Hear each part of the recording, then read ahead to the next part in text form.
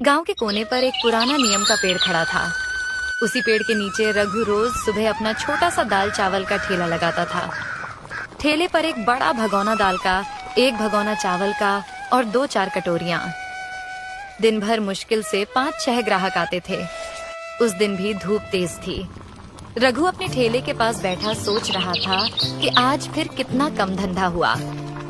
तभी एक आदमी जो रोजाना उसके यहाँ खाना खाता था। अरे रघु भाई, तुम ये ठेला चलाकर घर कैसे चलाते हो?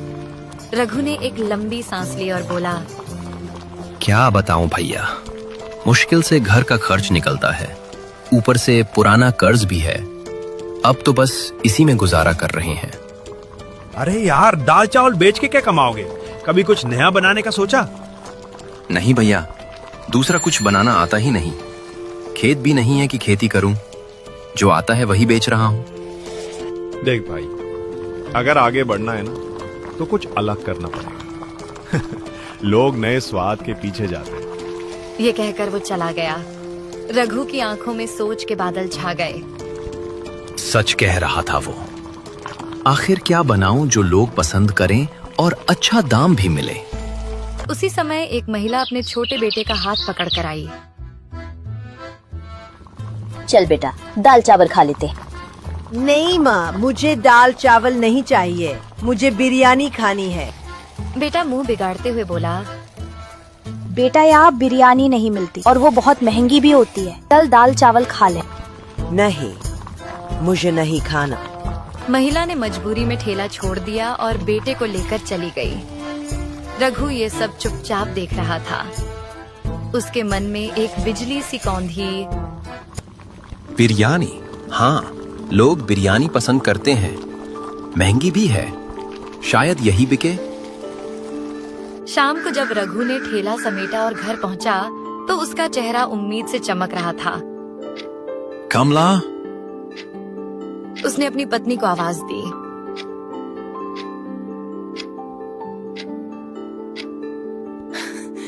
क्या हुआ रघु, आज बड़े खुश लग रहे हो?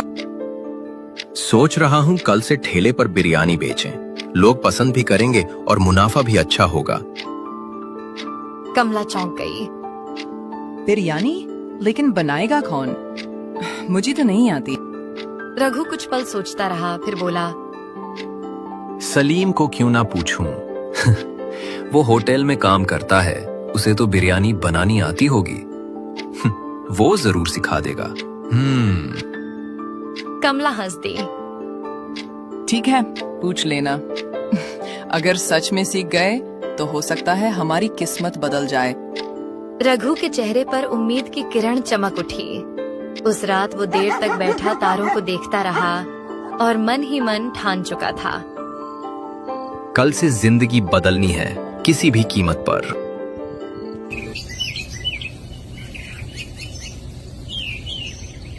अगली सुबह रघु सूरज निकलने से पहले ही उठ गया। चेहरे पर उत्साह साफ झलक रहा था। जल्दी जल्दी नहा धोकर उसने कपड़े पहने और अपने दोस्त सलीम के घर की ओर चल पड़ा। गांव की पगडंडी पर हल्की हल्की धुंध थी, मगर रघु के कदमों में एक नई उम्मीद की रफ्तार थी। सलीम के घर पहुंचते ही दरवाजे पर दस्तक दी। कौन है? अरे रघु, बड़े दिनों बाद आए हो भाई। हाँ यार, काम के चक्कर में समय ही नहीं मिल पाया।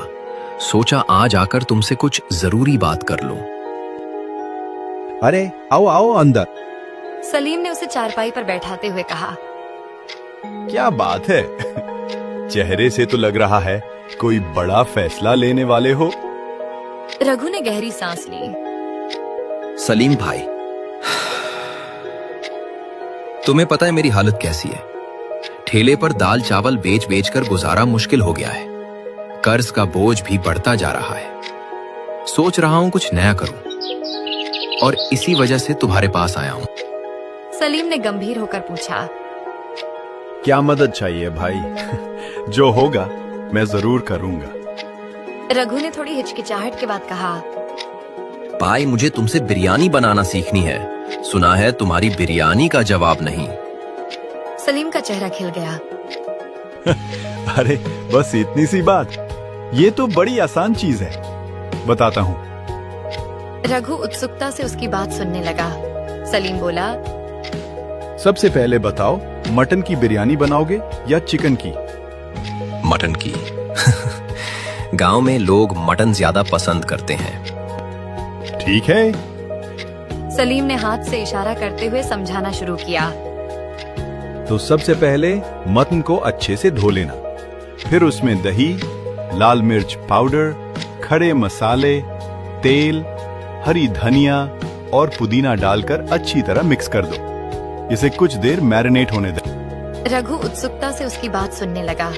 सलीम बोला, जब तक मटन मैरिनेट हो रहा है, तुम चावल उबाल लो। उसमें भी खड़े मसाले और थोड़ा नींबू डालना, इससे खुशबू बढ़ेगी।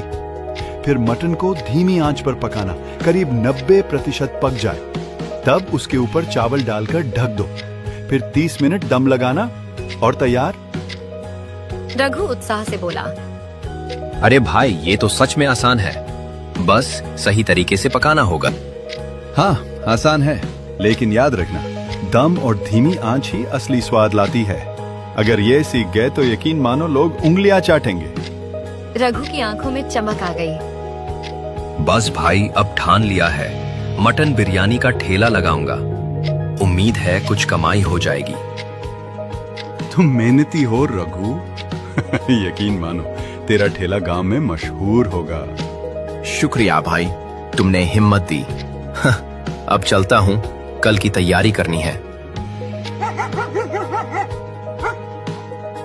घर लौटकर रघु ने कमला को सब बताया।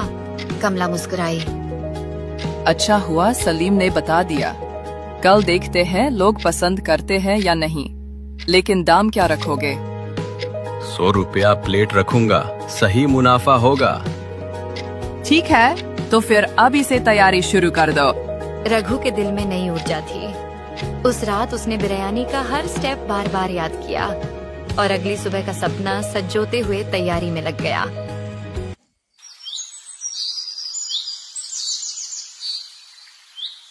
सुबह होते ही रघु ने जल्दी जल्दी नहा धोकर काम शुरू कर दिया। उसके चेहरे पर अब पहले जैसी थकान नहीं, बल्कि उम्मीद की चमक थी। उसने ताजा मटन अच्छे से धोया और सलीम की बताई रेसिपी याद करते हुए उसमें दही, लाल मिर्च पाउडर, खड़े मसाले, पुदीना और हरा धनिया डालकर प्यार से मसालों में लपेट दिया। कामला, देखना, आज गांव में ऐसा स्वाद फैलेगा कि लोग खुद चल कर आएंगे। हाँ, भगवान करे आज तेरा ठेला लोगों की पसंद बन जाए। मैं भी तेरी मदद करती हूँ। रघु ने चावल उबालते हुए नींबू का रस और मसाले डाले। रसोई से फैलती खुशबू ने खुद रघु को भी भूख महसूस करवा दी। बड़े बड़े हांडों में बिरयानी भरकर उसने ठेला सजाया और गांव के मुख्य चौराहे पर पहुंच गया। जैसे ही बिरयानी का पहला दम खुला, उसकी खुशबू चारों ओर फैल गई। राह चलते लोग रुककर देखने लगे। तभी कल वाली महिला और उसका छोटा बेटा वहां से गुजरे। माँ, देखो देखो, यहाँ मटन बिरयानी है। बच्चा उछलते हुए बोला। महिला चौंक गई। अरे हाँ, यहाँ बिरयानी, वो भी मटन की। चलो आज खाते हैं। दोनों ठेले के पास पहुँचे। भैया, क्या सच में बिरयानी है? हाँ दीदी, आज स्पेशल मटन बिरयानी है। एक बार खाकर देखिए, उंगलियां चाटते रह जाएंगी। अच्छा, कितने की प्लेट है? बस 100 रुपए की एक प्लेट और उसमें 2 बड़े मटन के पीसेस मिलेंगे। रघु ने प्यार से एक प्लेट परोसी। महिला और बेटा जैसे ही खाने लगे, उनके चेहरे खिल उठे। अरे भाई, ये तो कमाल की बिरयानी है। महिला ने चौंक कर कहा। बेटा खुशी से बोला, माँ, ये तो रेस्टोरेंट से भी अच्छी है। एक प्लेट और दे दो। महिला हंसते हुए बोली। रघु के दिल में खुशी की लहर दौड़ गई। उसने तुरंत दूसरी प्लेट बना दी। महिला ने खाते खाते कहा, भैया, अब दाल चावल मत बनाना, तुम्हारी मटन बिरयानी तो लाजवाब है। इसी बीच 2 बुजुर्ग आदमी ठेले के पास आए। अरे रघु, आज क्या मटन का जायका खिला रहे हो सबको? एक ने हंसते हुए पूछा। रघु बोला, काका, सिर्फ मटन नहीं, मटन बिरयानी है। लीजिए, चखिए। वाह, मेरी तो पसंदीदा डिश है। 2 प्लेट लगाओ। जैसे ही बुजुर्गों ने पहला निवाला लिया, एक ने उंगलियां चाटते हुए कहा, भाई क्या बात है, ये तो सच में लाजवाब बनी है। और ये मटन इतना मुलायम कि मुंह में ही घुल रहा है। मसालों का स्वाद तो गजब है। धन्यवाद काका, आपकी दुआ से ही तो ये सब है। धीरे धीरे ठेले पर भीड़ बढ़ने लगी। लोग खुशबू से खींचे चले आ रहे थे। शाम तक बिरयानी का एक भी दाना बाकी नहीं बचा। रघु ने खाली हांडों को देखकर चैन की सांस ली और खुशी से घर लौट आया। कमला, उसने दरवाजे पर कदम रखते ही आवाज दी, आज तो चमत्कार हो गया। एक दिन में उतनी कमाई हुई जितनी महीने भर में नहीं होती थी। कमला खुशी से बोली, सच? वाह भगवान, अब तो हमारा सारा कर्ज उतर जाएगा। तेरा ठेला मशहूर हो गया रघु। रघु ने गहरी सांस ली और कहा, हाँ कमला, आज लगा कि मेहनत और सही सोच से जिंदगी सच में बदल सकती है। उस रात रघु और कमला के चेहरे पर संतोष की मुस्कान थी। घर में खुशबू बिरयानी की नहीं, सपनों के सच होने की थी। अगले दिन रघु ठेला लेकर उसी जगह पहुंचा। ठेले के पास पहले से ही ग्राहकों की लाइन लगी थी। तभी सलीम वहां आया और मुस्कुराकर बोला, अरे रघु, तुमने तो मुझे भी पीछे छोड़ दिया। पूरी बिरयानी की खुशबू गांव में फैल गई है। रघु हंसते हुए बोला, अरे यार, पहले खुद खा तो लो, फिर बताना कैसी है। सलीम ने सिर हिलाया। खाने की जरूरत नहीं। लोगों की तारीफें सुनकर ही पता चल गया है कि तूने कमाल कर दिया है। रघु भावुक होकर बोला, भाई, ये सब तेरी वजह से हुआ है। तूने मुझे रास्ता दिखाया। तेरे इस एहसान को मैं जिंदगी भर नहीं भूलूंगा। अरे यार, दोस्तों के बीच एहसान नहीं होता। तेरी मेहनत ही तुझे यहाँ तक लाई है। धीरे धीरे रघु की बिरयानी का ठेला गांव में मशहूर हो गया। अब वो सिर्फ ठेले वाला नहीं, सबकी पसंदीदा बिरयानी वाला रघु बन चुका था। गरीबी और कर्ज की जगह उसके घर में अब खुशियां और तरक्की की खुशबू फैल चुकी थी।